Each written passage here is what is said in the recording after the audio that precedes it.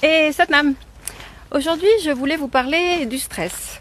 Alors le stress c'est quelque chose qu'on considère comme très mauvais et très néfaste aujourd'hui, alors qu'en réalité c'est un état physiologique qui est naturel. Donc je voulais vous expliquer un petit peu la différence entre le bon stress et le mauvais stress. Donc le bon stress c'est donc un stress qu'on peut retrouver dans la nature, les animaux le vivent et c'est vraiment un outil qui est très important pour la survie.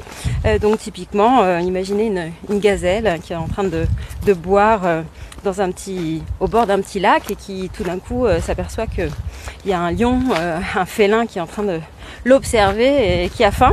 Donc forcément cet animal-là va vivre un état de stress où le cœur va pomper et va faire affluer le sang dans le corps de manière beaucoup plus forte, où les muscles se tendent, etc. Et donc cet état-là attend une réponse physiologique qui est très importante, qui va lui servir soit pour attaquer, soit pour fuir. Donc dans le cas de la gazelle, elle va vraisemblablement fuir.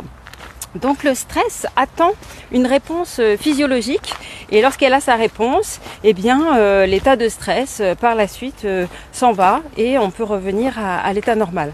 Alors ce qui se passe dans notre société d'aujourd'hui, c'est qu'on vit des stress qui sont un peu sourds, qui sont latents, qui deviennent comme une espèce de sous-couche naturelle de l'être humain parce qu'il va vivre des situations, des mini-situations répétées qui sont des stress psychologiques.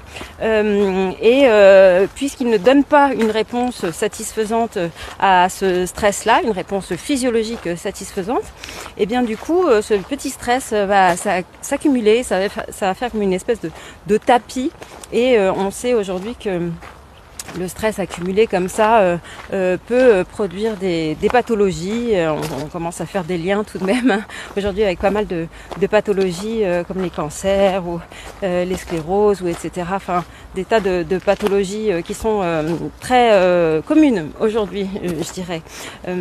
Donc ce stress-là, il attend effectivement une réponse physiologique et nous c'est ce qu'on fait en yoga Kundalini. Évidemment, on va donner la réponse attendu par le corps par rapport à ce stress pour qu'il puisse se libérer et cette libération qui est une libération énergétique, on va s'en servir pour créer de la vitalité. Donc voilà toute l'intelligence des yogis, tout ce qu'ils ont découvert pour travailler sur nous-mêmes. Donc si ça vous intéresse, en ce moment on est en